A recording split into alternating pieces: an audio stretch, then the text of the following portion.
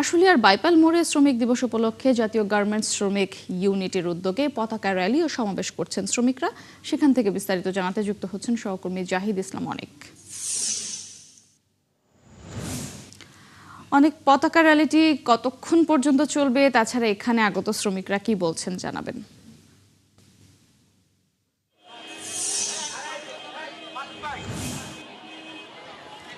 মোটরসি আজ কিন্তু আমরা সকাল থেকে দেখেছি যে পহেলা মে মহান শ্রমিক দিবস। সেই শ্রমিক দিবসে কিন্তু আমরা দেখেছি যে শ্রমিকদের যে সকল বিভিন্ন অঙ্গ সংগঠনের নেতাকর্মীরা রয়েছেন তারা কিন্তু এখানে র্যালি ও সমাবেশ করেছেন। কিছুক্ষণ আগে জাতীয় গার্মেন্টস শ্রমিক ইউনিটের পক্ষ থেকে কিন্তু একটি পতাকা র্যালি করা হয়েছে, যেটি বাইপেল থেকে কিন্তু পল্লী বিদ্যুৎ পর্যন্ত প্রদক্ষিণ করে আবার বাইপেলে এসে তারা এখানে অবস্থান নিয়েছে। এখানে তারা মে দিবসের 7টি দাবি নিয়ে কিন্তু এখানে তারা রয়েছেন। আমরা কিন্তু দেখেছি যে এখানে যারা বিভিন্ন কলকারখানার শ্রমিকরা রয়েছেন তারা কিন্তু তাদের বিভিন্ন দাবি দাওয়া নিয়ে সেখানে উপস্থিত হয়েছেন। আমরা একটু কথা বলবো যে আজকে কি কি দাবি দাওয়া নিয়ে এখানে উপস্থিত হয়েছে। আপনারা জানেন 140তম মে দিবসে আমরা এবারের দাবি, আমাদের 7 দফা দাবি। প্রথম হলো বিজেএমই ডাটাবেস বিলুপ্ত, কারণ এই বিজেএমই ডাটাবেসের মাধ্যমে আমাদের শ্রমিকদেরকে হয়রানি করা হচ্ছে, কালো তালিকা করা হচ্ছে, যে কারণে আমরা দাবি করেছি প্রথম দাবি বিজেএমই ডাটাবেস বিলুপ্ত করতে হবে।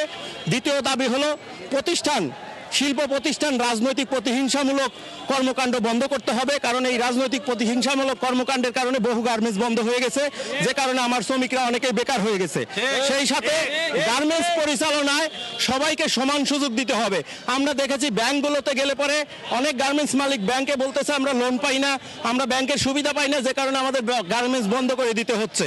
তো এখানেও আমার শ্রমিকরা অনেক সাফারার হচ্ছে। সেই সাথে আমরা সকল শ্রমিক সেক্টরের শ্রমিকদের জন্য আমরা জাতীয় ন্যূনতম মজুরি আমরা দাবি করছি। এজন্যই যে এক এক সেক্টরে এক এক রকমের বেতন, একটা সেক্টরে দেখা যায় 15,000 টাকা বেতন, আর একটা সেক্টরে দেখা যায় 10,000 টাকা বেতন, কিছু জায়গায় দেখা যায় 5,000 টাকা বেতন। তো কাজেই এই সকল সেক্টরের শ্রমিকরা কিন্তু একই বাজারে বাজার করে, একই দরে কিন্তু তারা তরকারি যা কিছু কিনে। তো কাজেই তাদের জন্য একটা বৈষম্য হচ্ছে। তাই সরকারের কাছে আমরা এটাও দাবি জানাই যে একটা জাতীয় ন্যূনতম মজুরি ঘোষণা করবে, সেই মজুরিতে সবাই এই মজুরির নিচে কেউ পাবে না।